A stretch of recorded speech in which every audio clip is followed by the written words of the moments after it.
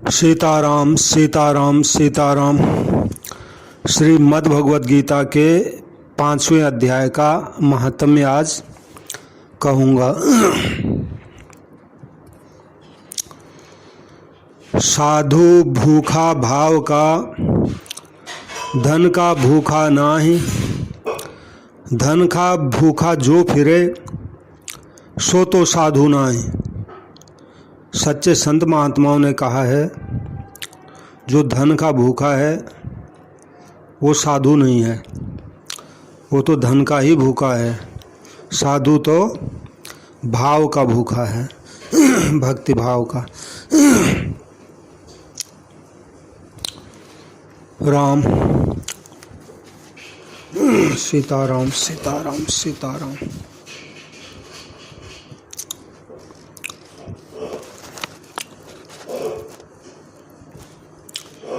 संत दादू दयाल जी का एक दोहा है, जे सिर सौंप्या राम को, सो सिर भया सनाथ। दादू देव ऋण भया, जिसके तिसके हाथ।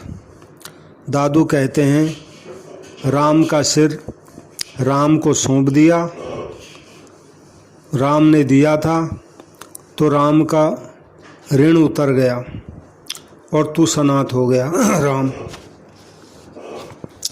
तो श्रीमद् भागवत के 5वें अध्याय का महात्म्य आज कहूँगा। सबसे प्रार्थना है, जो भी इस कथा को सुन रहे हैं, कृपया मेरे चैनल को सब्सक्राइब करें और घंटी का बटन आता बाद में उसको भी दबा दें और कथा को लाइक करें, प्रचार हो इस कथा का, इसे शेयर करें। कुछ आपको कहना हो इस संदर्भ में तो कमेंट में कहें। तो कुछ श्लोकों का पहले पाठ करूँगा। अर्जुनवाच संन्यासं कर्मणां कृष्णो पुनर्योगं च संससि यत्श्रेयेतयोरेकं तन्मे ब्रूहि सुनिश्चितं। श्री भगवान वाच संन्यासः कर्मयोगश्च निःश्रेयस्करा उभौ तयोस्तु कर्म संन्यासात् कर्मयोगो विशिष्यते। ज्ञेयः स नित्य सन्यासी यो न द्वेष्टि न कांक्षति निर्द्वंद्वो हि महाबाहो सुखं बंधात् प्रमुच्यते।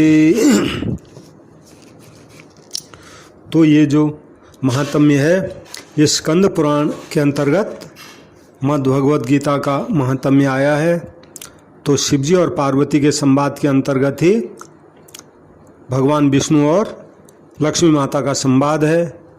तो भगवान विष्णु कहते हैं लक्ष्मी जी को, कहते हैं, देवी आप सब लोगों द्वारा सम्मानित 5वें महात्म्य का, 5वें अध्याय का महात्म्य मैं संक्षेप से बतलाता हूँ, तुम सावधान होकर सुनो।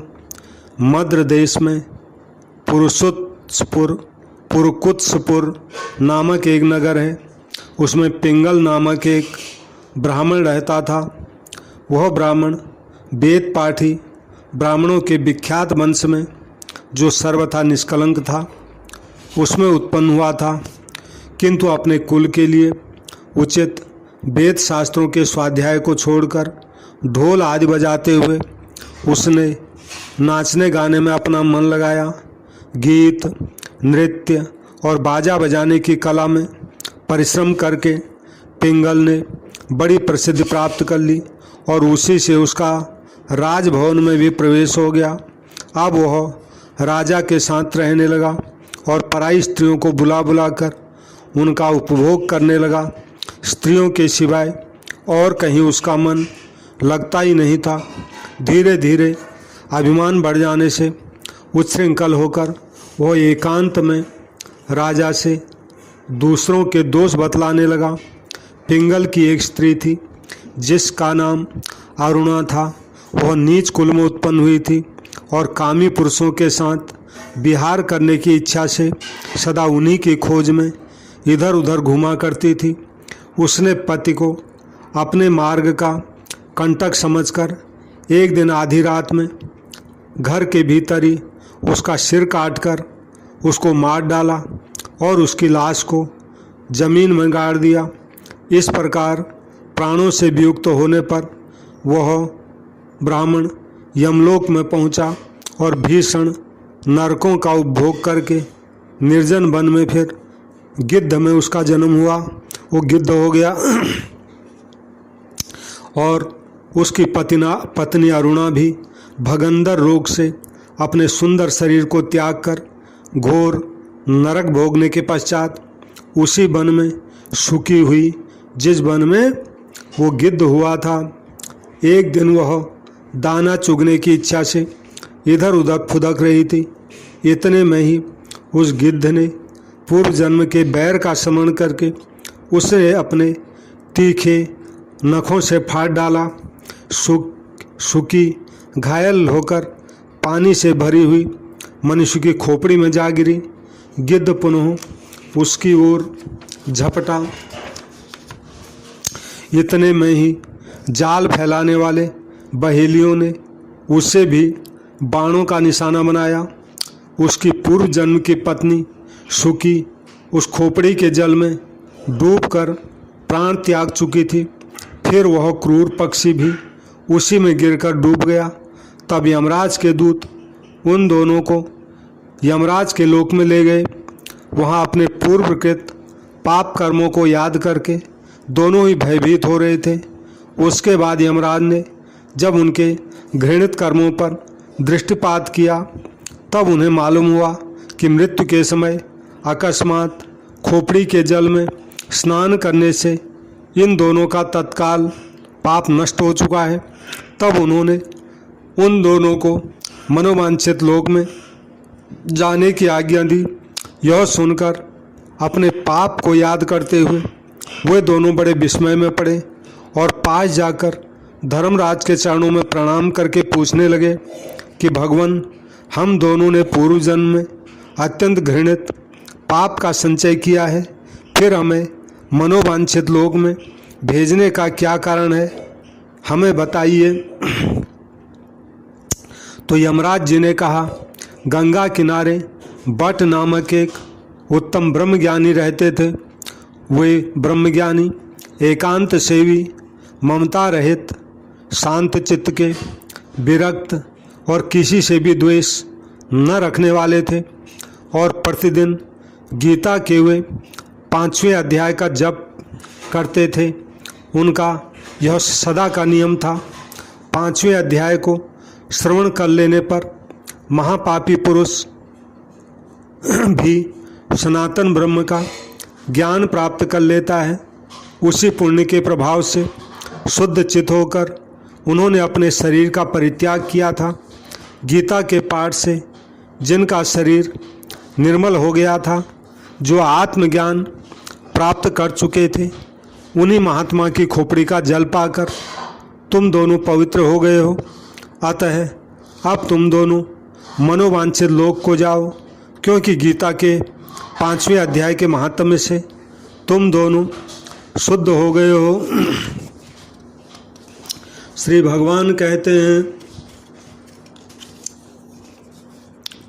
श्री भगवान कहते हैं, सबके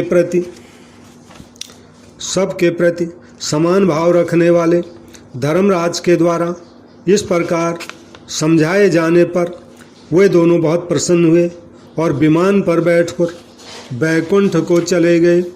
श्यावर रामचंद्र की जय, पवन पुत्र हनुमान की जय, सब संतों की जय। तो 2 श्लोकों का पाठ कर रहा हूँ। आखिरी के 2 श्लोक हैं।